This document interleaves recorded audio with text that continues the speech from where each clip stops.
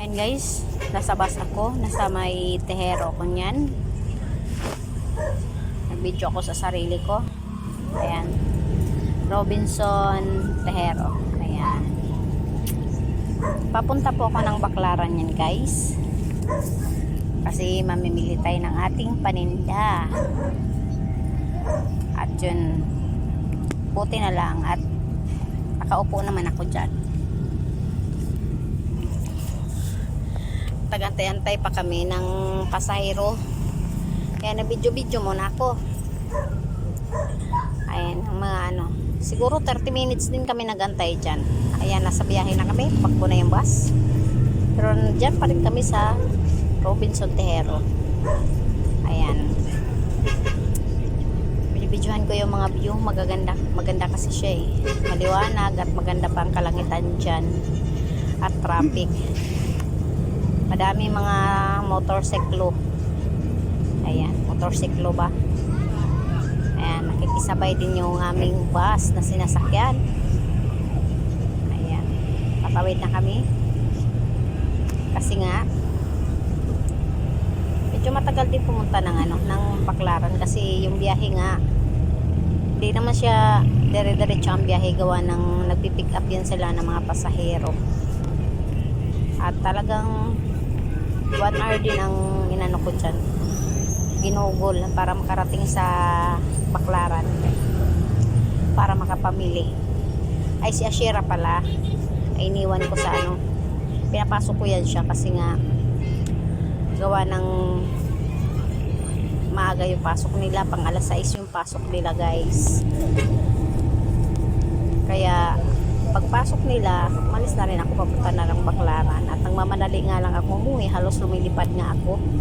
Pag namimili, pag naglalakad, akala mo hinahabol ng bakulaw. Kaya nagmamadali lang talaga pag namili. Paspasan baga. Ka pwedeng pa bagal-bagal, hindi nga ako nakakain dyan ng Jollibee. Pagdating ko dito, kinain namin is tumpap na lang para makatipid. Andiyan ako sa sa titik. Binibidyo ko na rin yung mga naglalakad dyan. Sasakay na ako ng LRT para papuntang Baclaran. Kahit pa paano hindi naman tumaas yung pamasahe. Kaso yung mga bilihin ang taas sana. Kaya binibidyohan ko yung sarili ko. Feel ko maganda. Diyos. Mahal ng mga bilihin, nagsitaasan ng mga paninda na bra. Sumakay na ako ng escalator, nagpatabi-tabi na ako. Tapos dito ako sa may gilid para hindi ako nakakasagabal. At wala pa masyadong nagbubukas ng tindahan kasi maaga pa, alas 7 pa lang yan. Kasi nga maaga nga ang pumunta. Maga alas 8 pa lang yan guys. Kaso dito na sa may pilahan ng sakayan ng LRT, MRT ba to? LRT ay mahaba-haba talaga ang pilahan. Ayan, magulo yung kamay ko sa kakabityo kasi naglalakad ako guys. Ay, nakapila na ako dyan. At yan, akyat na ako sa taas, tatawid na ako sa kabila para makasakay dun sa kabilang train kasi yung isa papunta yun ng yung Las Piñas ata ang ruta nito. Kaya dun sa kabila is Baclaran. Ayan, sasakay na ako. Lalakad na ako paakyat. Patawid na sa kabilang linya. Tinitingnan ko si yung Ali kasi hinihingal. Hindi na daw niya kayang umakyat mukhang inatake sa puso o inatake sa high blood. Nahihilo daw siya. Gusto kong sakluluhan kasi sinakluluhan siya ng kasama niya. Kaya tinignan ko na lang. Ayan, umalis na yung isa pang sasakyan namin is matagal pa. Akala mo jeep, mabagal pa sa alas 4. Ayan na, dumating na. Mabagal pa sa alas 4 ang takbo. Pero okay na rin yan, at least hindi traffic, hindi pa na hinto-hinto. Sa buy station lang lagi humihinto. Hindi ka na kagaya dyan natatraffic. Hindi kagaya pag nagbabas o nag-jeep ka, natatraffic ka. Pero dyan hindi ka natatraffic.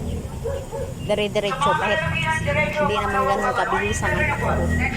Pero okay na rin kahit papano.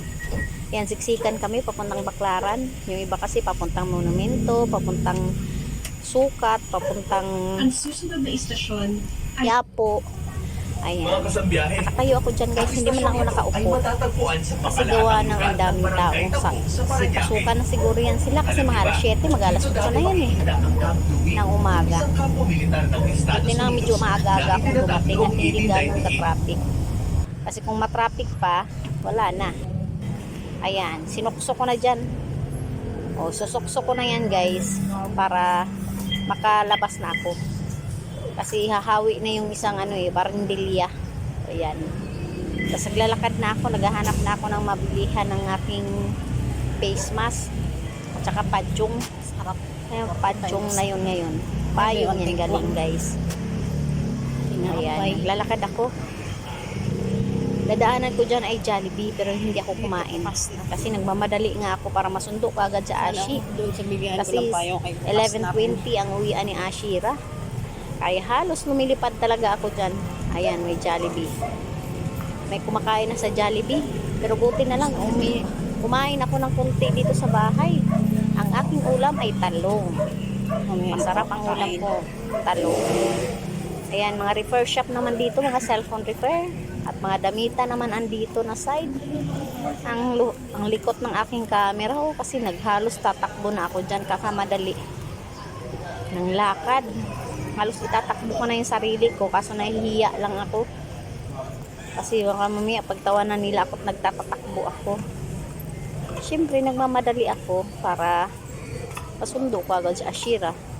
Late nga lang ako ng konti ng sundo sa kanya. Kasi ayan mga damitan dito guys, oh. Mga pantalon, mga wholesale dito ng ng pantalon paglabas ko. Tapos mga damit naman siya guys. Ayan. Mumura lang ng wholesale diyan, pag piraso mahal talaga. Katumbas din niya ng presyo dito sa labas. Pero mas di bali siya kasi mas konti ang diferensya kaysa dun sa bibili ka talaga sa labas na tingi-tingi. Mas mahal talaga. Pero pag tingi din ang bilhin mo, parang sa labas ka na rin bumili. Pag dito, pag wholesalean, mas mura, nakakatipid ka. Kaya kung ako sa inyo guys, dito na kayo mamili. May mga uniform dito, oh, yung mga nagkulay-kulay na yan. Mga uniform yan, PE uniform. At lalabas na ako sa kabilang iskinita. Para bibili naman ako doon sa kabilang building, maglakad. Para naman makapag yan ang pinamili ko guys. Oh, hindi ko na nabidyohan kung saan ako namili.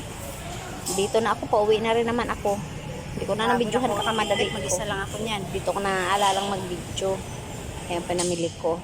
3 plastic. Ubus yung 10 Kalain mo yung kinaya ko rin. Kahit mag-isa lang ako. Ayan, binibidyohan ko muna ko, kasi guys. sabi ko, dyan muna Marami, yung mga kailangan pinamili mabenta ko. ko marami. Ayan guys, nasa train na ako niyan. At binibidyohan ko na yung maganda yung nasakyan kong train, oh. Papunta na yan ng ng PTX guys. Ayan, video ko yung sarili ko, feel na feel ko magandang-ganda ako sa sarili ko.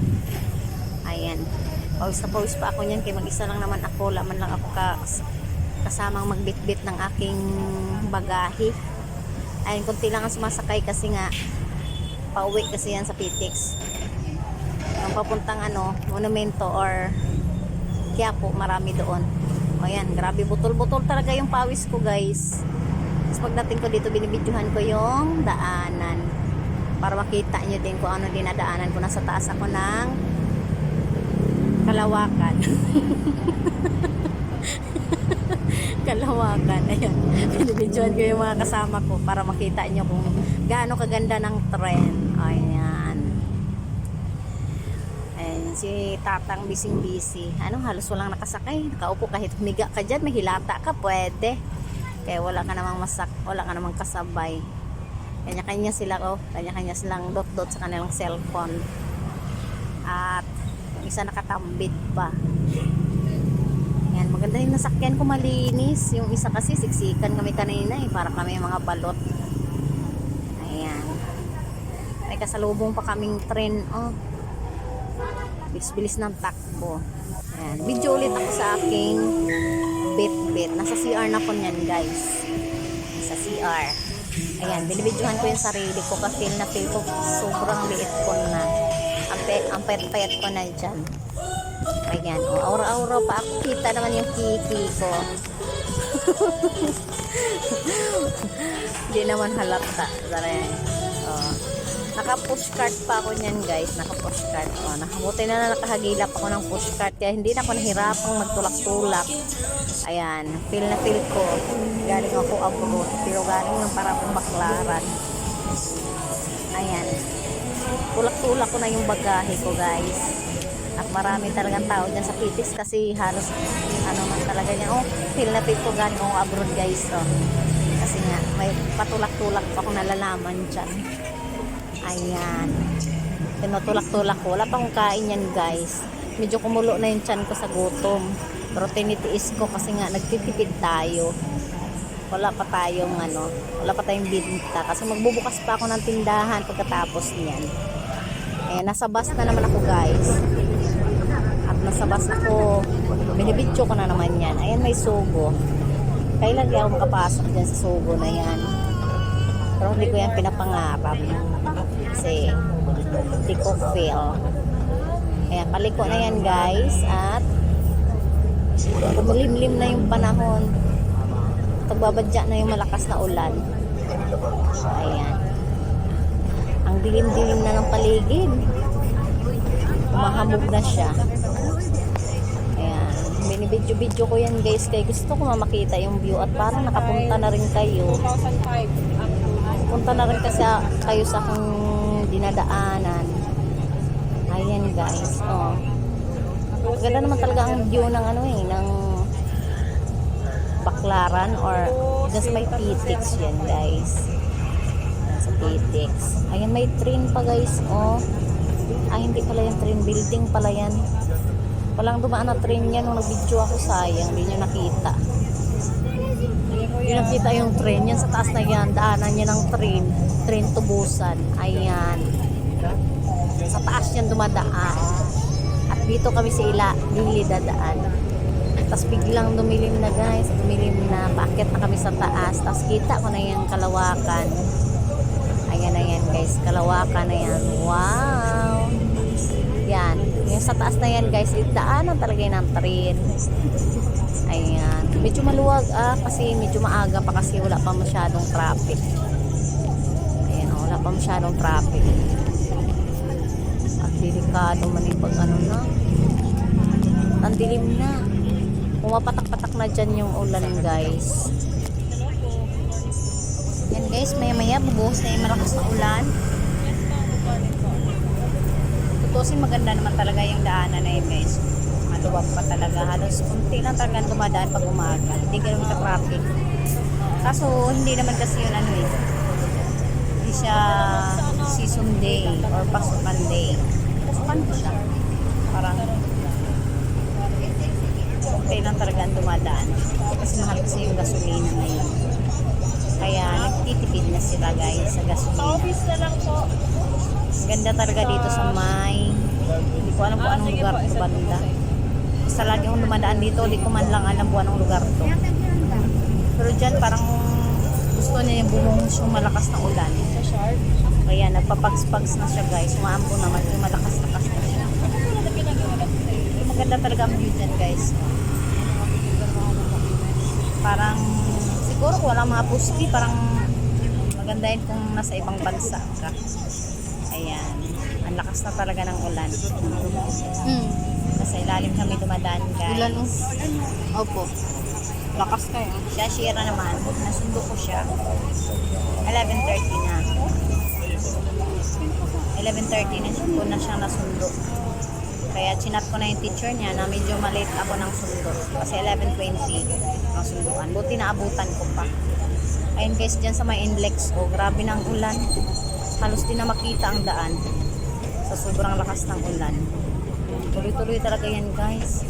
medyo mahaba-haba kaya yung pagkatapos ng video na yan guys, nakatulog na ako. Muntik pa nga akong lumampas sa tehero. Muntik pa akong lumampas sa babaan. Ayan, ang dilim na ng daanan talaga oh. Saka kunti ng pila, gawa na siguro ang daming ang lakas ng ulan. Buti na lang hindi ako inabutan ng malakas na ulan pagbaba.